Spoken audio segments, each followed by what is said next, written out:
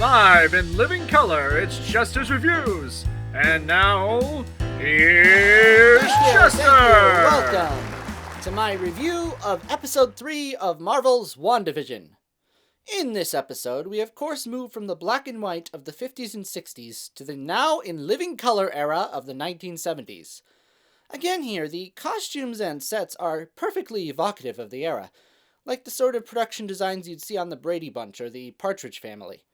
I also forgot to mention last week, I love the different theme songs they are using in each episode. Nice touch. And, again, the plot is something you very much would see on any sitcom from any era.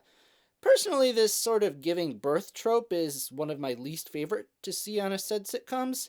I don't know, I always find them kind of boring. Perhaps it has something to do with the fact that I have neither given birth nor been with someone who gave birth to my child. Maybe if I had, I'd be able to relate more. I don't know.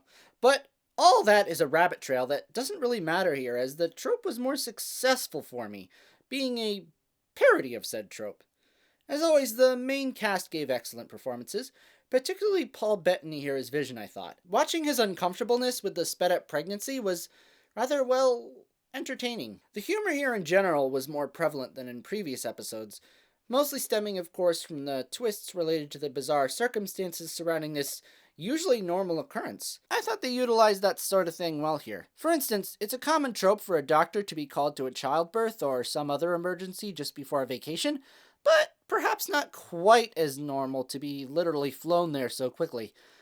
And the fact that he bizarrely doesn't even get what happens also adds to the humor, and again to the bizarre nature of this world we are in. Speaking of which, we of course got the introduction of Teyonah Parris as the Marvel superhero Monica Rambeau. I really hope I pronounced both those names correctly. If I didn't, I'm sorry. I knew she was in the series, but since I'm not really that familiar with the character or the actress, I didn't realize it was her at first. So the twist revealing all that was a surprise to me. I like that about these Marvel series. I'm not a comic book expert, so a lot of it is a surprise. Makes it more fun. And I kind of like how slowly they are revealing stuff. At first I was afraid they would just stick to the sitcom end of things for the first half or even the first 2/3 of the season, and it would get old, but I think things are moving at just the right speed, giving a perfect balance for the show. Oh, and another thing I thought was great in this episode was the consequences to Wanda's different reactions to things, like when her water breaks and it starts raining, and the stuff with the stork was pretty funny too. All in all, I'd give this episode an 8 out of 10, and I can't wait to see what happens next. So until then, see you next time.